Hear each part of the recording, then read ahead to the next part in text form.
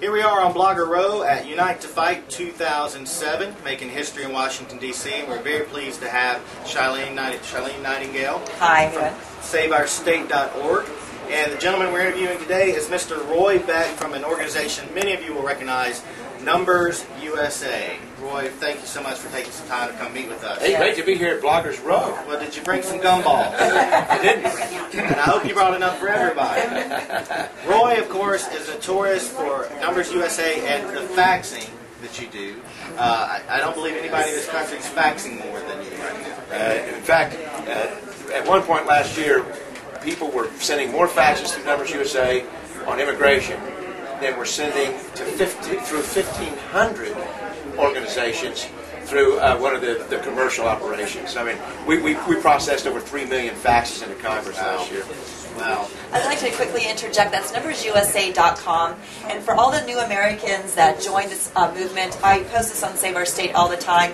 Immediately go to numbersusa.com, join the membership. It's a free service for all Americans. And the faxes go directly to the representatives. Also, we were advocating that everybody call, because the word is that the phones are ringing off the hook right now down the street.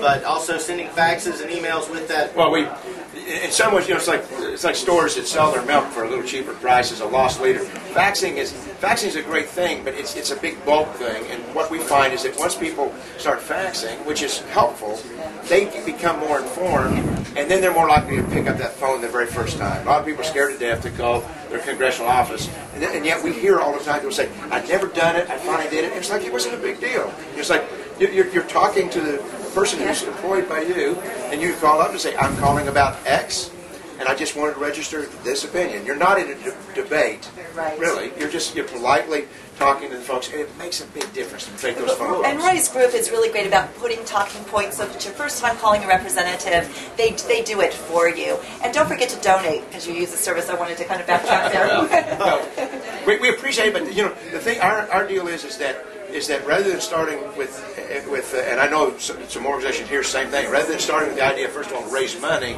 you start with the idea of getting people to act. Because frankly, there's more money flowing around the country than there is actions, and that's what we need. We need Americans standing up and actually, put themselves on the line. The people working today, do you have some faxes set up specifically to reinforce this effort? And please tell us some of the messages that you're faxing to Congress today.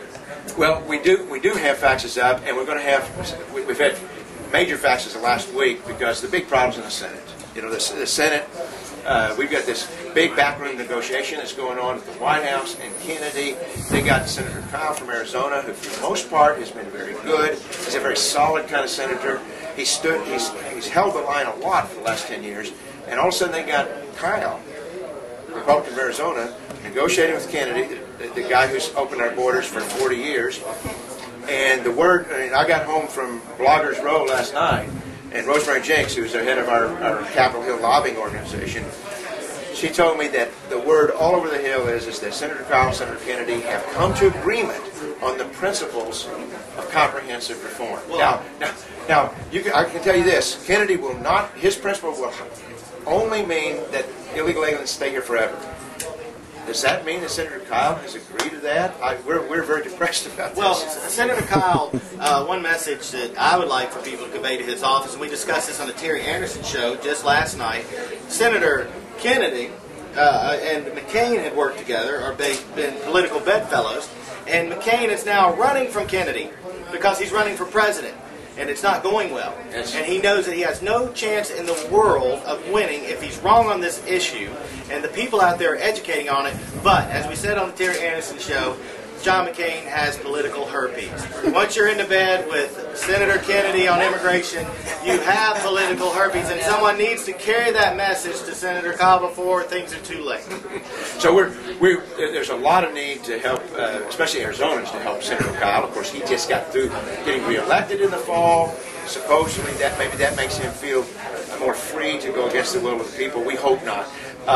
And it's very important, especially for people who have a Republican senator, to tell those Republican senators there's no reason to get in that bed.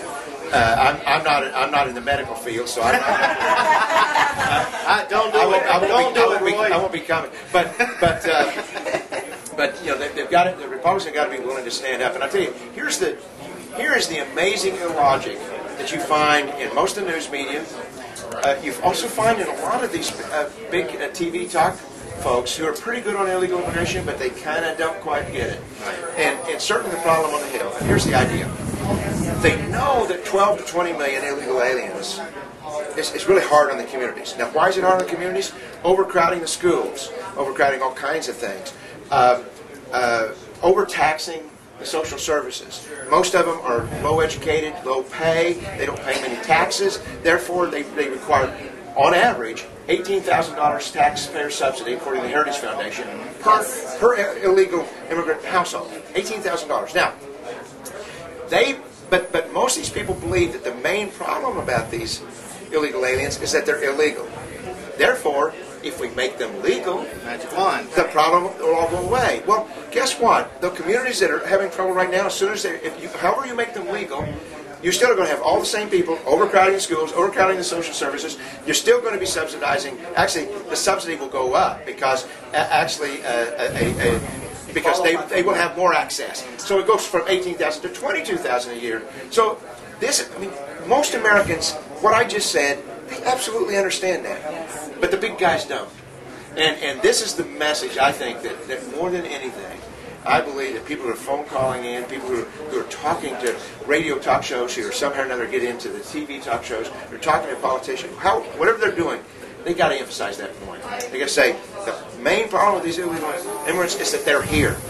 The illegals go home. Exactly. The illegals go home. Unless they go home, the problems of illegal immigration are still here.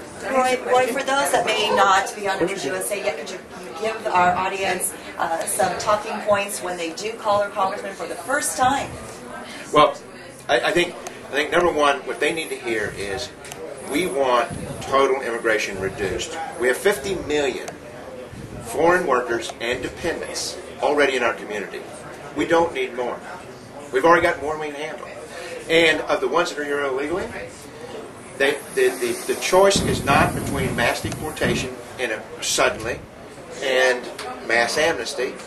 There's also the choice of starting to enforce the laws that have been on the books for years and to mainly have tougher laws on the workplace where the employers have to make sure they're hiring legal workers. Now, those are the key things. I mean, I think you got to say over and over again, we know that the way you get rid of stop illegal immigration for the most part is to take away the jobs magnet.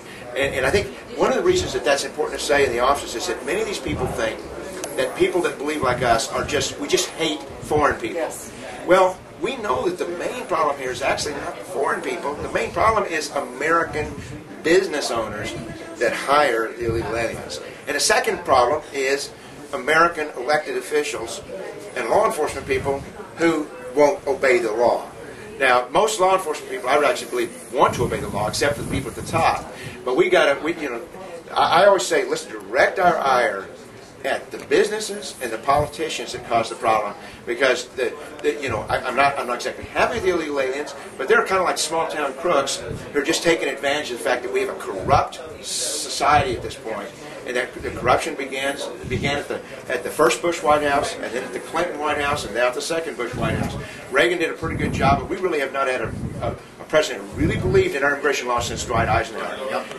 That's the last time. We had somebody actually truly believed in the borders and thought that immigration laws were supposed to be enforced like other laws. Real quick, now, Save Our State.